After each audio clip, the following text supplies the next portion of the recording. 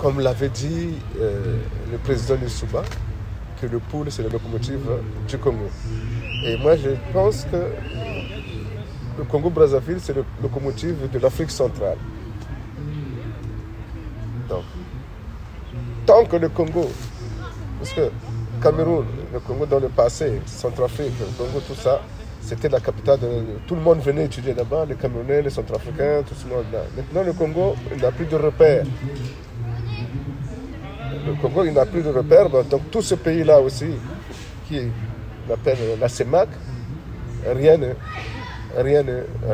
va. Est-ce que le Congo doit toujours rester dans la CEMAC ou sortir de la CEMAC?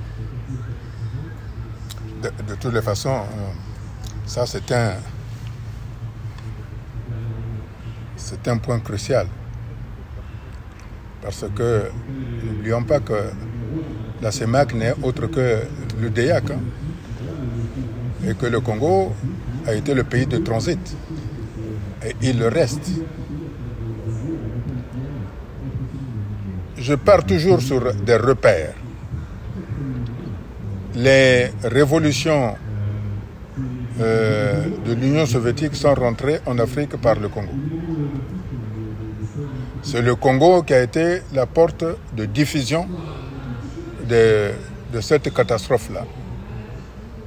Donc aujourd'hui, le Congo doit être aussi le diffuseur de parfums de liberté vers les autres pays.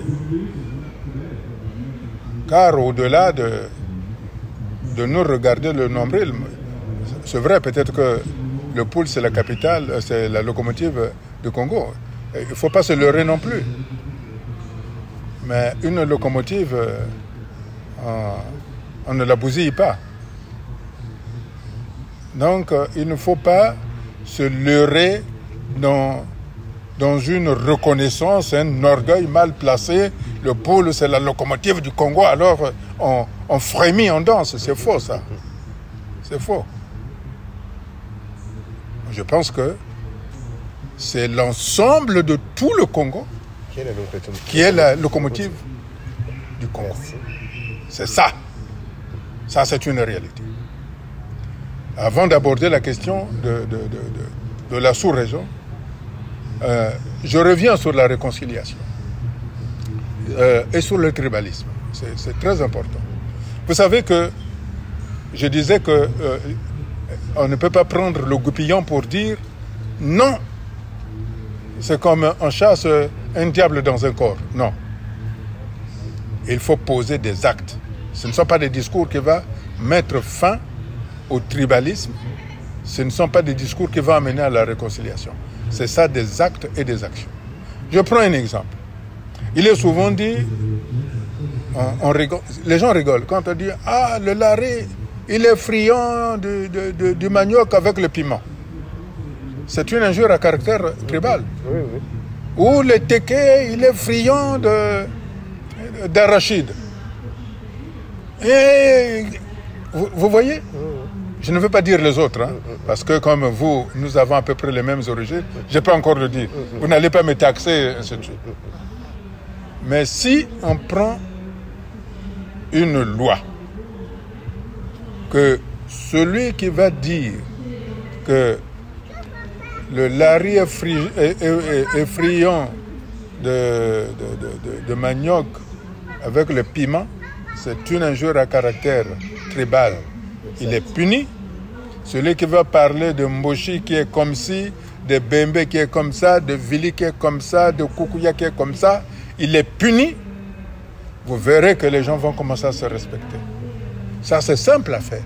C'est une loi. Quand les gens vont commencer à se respecter, il va y avoir une estime les uns les autres. Et c'est cette estime-là qu'il faut amener chez les Congolais pour qu'ils s'acceptent, pour qu'il n'y ait plus comme ce qu'on appelait, je n'aime pas cette expression-là, quelque chose certains sont supérieurs aux autres. Non. Et enfin, donc, je reviens, après avoir donné cette précision, elle est importante. Ça va nous donner l'idée de dire que les Congolais, comme on a l'habitude de dire en ce qui concerne les Congolais d'en face, c'est-à-dire les Congolais de RDC, que c'est de n'importe quoi, ainsi de suite. Ou des tricheurs, des voleurs, ainsi de suite. Donc, on a ancré de la mentalité. Il faudrait que, par ce parfum de liberté, qui est donc la reconnaissance même de l'individu intrinsèquement qui parle avec toutes les valeurs humaines et humanistes, qui va permettre aux Africains de s'unir. Je donne un autre exemple. Vous prenez les Asiatiques. Entre eux, ils se détestent. Mais quand un Occidental rentre dans leur cercle, là, les Asiatiques se regroupent pour que les Occidentaux ne rentrent pas dans leur cercle. Donc, il faudrait que l'Afrique arrive à se dire, nous sommes une puissance potentielle. Nous avons de la ressource, des ressources très importantes, dont nos partenaires occidentaux, je parle d'occidentaux, je ne parle pas d'européens, d'occidentaux. Parce que le terme occidental enveloppe la culture. Le terme européen est vague, hein? C'est dilué. Mais quand on parle d'Occident, c'est comme quand on parle d'Africain. L'Africain, il y a une certaine culture qui est là, qui montre qu'il y a des valeurs ancestrales, intrinsèques, qui montrent le respect. C'est ce respect-là qui va permettre à ce que nous soyons véritablement des partenaires avec les Occidentaux. Et ce n'est que comme ça que nous pouvons vaincre non seulement la pauvreté, mais que nous pouvons amener les investissements occidentaux en Afrique et singulièrement, comme je le disais, au Congo-Brazzaville, parce que c'est la porte.